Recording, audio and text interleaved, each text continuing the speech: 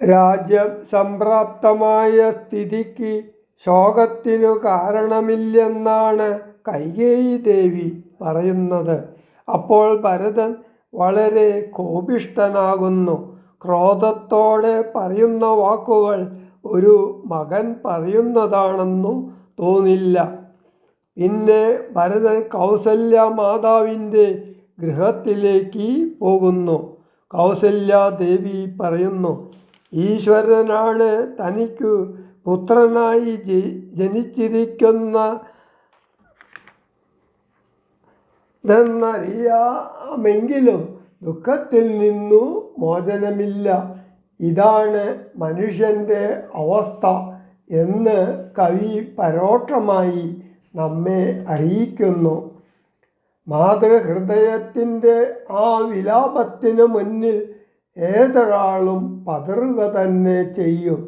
രാജ്യാവകാശം ലഭിച്ചിരിക്കുന്ന ഭരതൻ്റെ സ്ഥിതി ഇവിടെ ഏറെ ദയനീയമാണ്. ആഢ്യമായ അന്തസ്സോടുകൂടി ഭരതൻ ഈ സാഹചര്യത്തെ നേരിടുന്നു. താതനവരെ നനച്ചു വിലാപിച്ചു ഖേദന രാമരാമേതി ദേവാലയം പുക്കാനറിയുന്നു. മാതൃവാക്യം കേട്ടു ദുഃഖിച്ചു ഭൂമിയിൽ വീണു ഭരതനും. മോഹം കലർന്ന നേരത്തു കൈകേയിയും ആഹന്ത ശോകത്തിനെന്തൊരു കാരണം?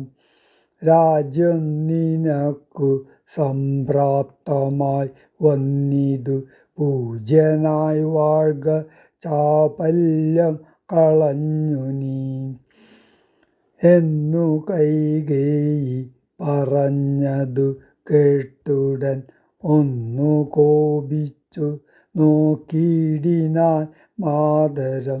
ക്രോധാഗ്നി തന്നിൽ ദഹിച്ചു പോമമ്മയെ നാദി പൂണ്ടിടിനാർ കണ്ടു നിന്നോർകളും.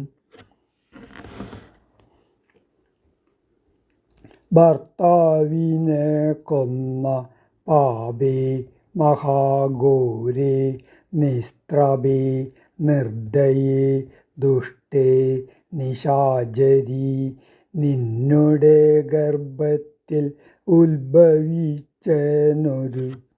പുണ്യമില്ലാത മഹാപാപി ഞാനഹോ. നിന്നോടുരിയാടരുതിനി ഞാൻ ചെന്നു വഹ്നിയിൽ വീണു മരിപ്പനല്ലായികിലോ.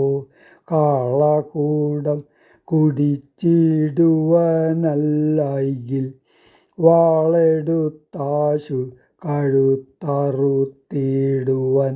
വെല്ലാ കണക്കിലും ഞാൻ മരിച്ചിടുവൻ, ഇല്ലൊരു സംശയം ദുഷ്ടേ ഭയങ്കരീ. ഘോരമായുള്ള കുംഭീപാകമാകിയ നാരകം തന്നിൽ വസിക്കുമിതുമൂലം.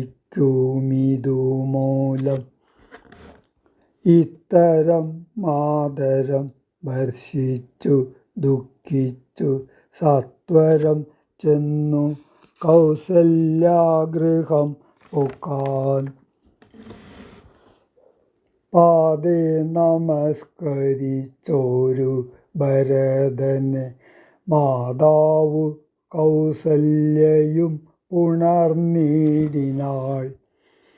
കണ്ണുനീരോടും മെലിഞ്ഞതി ദീനയായി ഖിന്നയായൊരു കൗസല്യ ചൊല്ലിടിനാൾ.